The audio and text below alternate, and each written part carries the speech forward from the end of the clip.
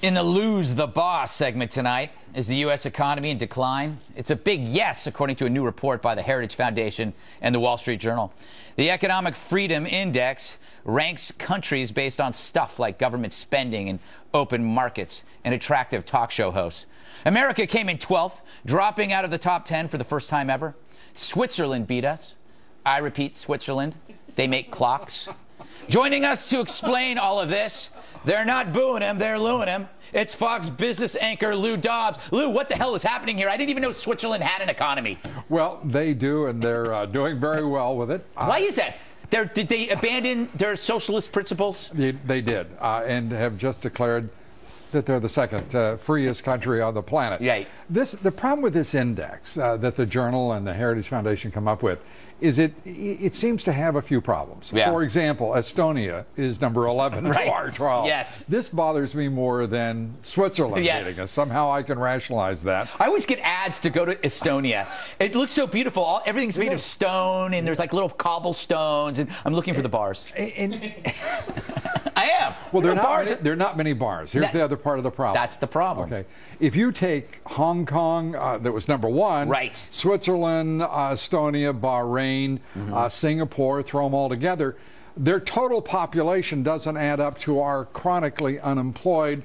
And frankly, we're in real trouble when you're getting beat by that many countries that small. Yeah. I'm not sure the comparison is one that's intellectually defensible, if I may say it that way. I wanted to open a gay bar in Bahrain and call it It's Bahraining Men, but they wouldn't let me. It upset me. Okay, I have a theory here. What if this decline is part of the prescription for a progressive society? It's kind of like President Obama wanted the United States economy to shrink and become more like a European state, because then we're less intimidating and we're nicer and fluffier. You know, this theory that what's happening is precisely what President Obama designed and wants, I think must be reassuring to lots of different folks. Right. It tells them that actually somebody is in control, and he really, truly, desperately wanted to consign 20-some-odd million people to long-term unemployment or just simply get the hell out of the labor force. I'm thinking maybe he didn't intend this. Okay. And that, in fact, there's some cause and effect physics at work here.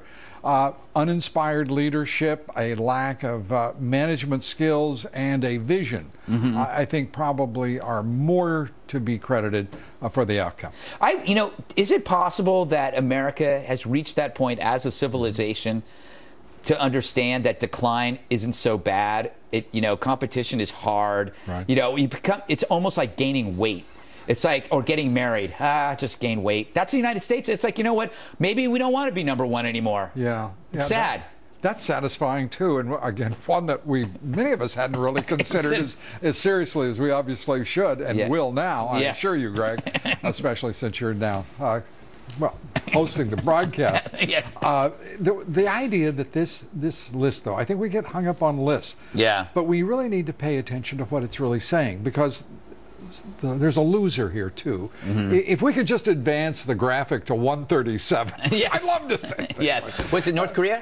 No, China. China. And we know that country cannot get its economic act together. Right. It's going to take them another decade to overtake America. Yeah. It means that it took them just about 40 years to do what we did in 250 years. That is scary. So I'm not sure what you do with the index. Yeah. And as a selfish person, I wonder how this will affect my life.